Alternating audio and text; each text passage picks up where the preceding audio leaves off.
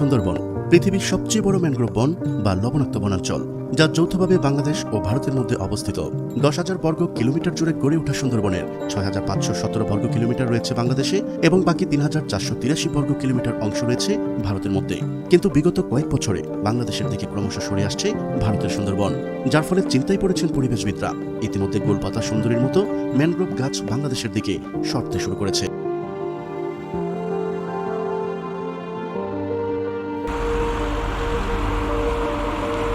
প্রজাতির সরীসৃপ, 320 প্রজাতির পাখি, 8 প্রজাতির উভচর প্রাণী এবং 400 প্রজাতির মাছ।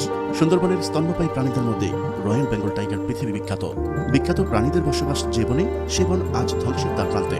ক্রমশ ছোট হয়ে আসছে ভারতীয় সুন্দরবনের অংশ। কিন্তু কেন? এই প্রশ্নের উত্তর খুঁজতে গিয়ে দেখা যায় ভারতীয় সুন্দরবনের অংশে মাটির লবণাক্ততা বৃদ্ধি পেয়েছে, যার কারণে অনেক প্রজাতি নষ্ট হয়ে গিয়েছে। পানিবদ্ধ অবস্থায় বেশি সময় দাঁড়িয়ে থাকে বলে এই সমস্যা সৃষ্টি হচ্ছে।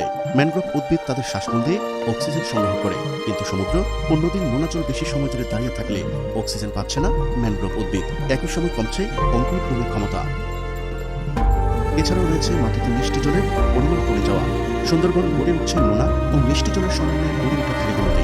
হুগলি নদী দিয়ে আসা মিষ্টি জলের থেকে পদ্মা ও বাংলাদেশের বিভিন্ন নদীগুলো থেকে মিষ্টি জল বেশি পরিমাণে পাচ্ছে ম্যানগ্রোভ উদ্ভিদগুলো। ফলে প্রকৃতিগত কারণে বাংলাদেশের দিকে সরে যাচ্ছে সুন্দরবন। এই কথা জানিয়েছেন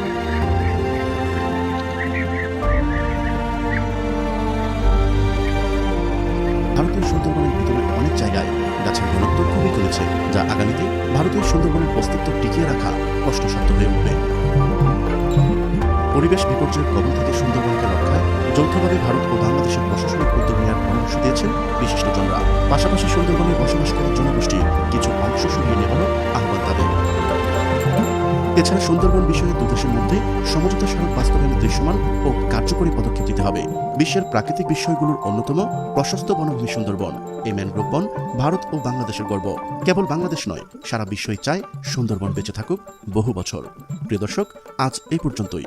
শুরু থেকে শেষ পর্যন্ত চেষ্টা করেছি ভারতীয় অংশে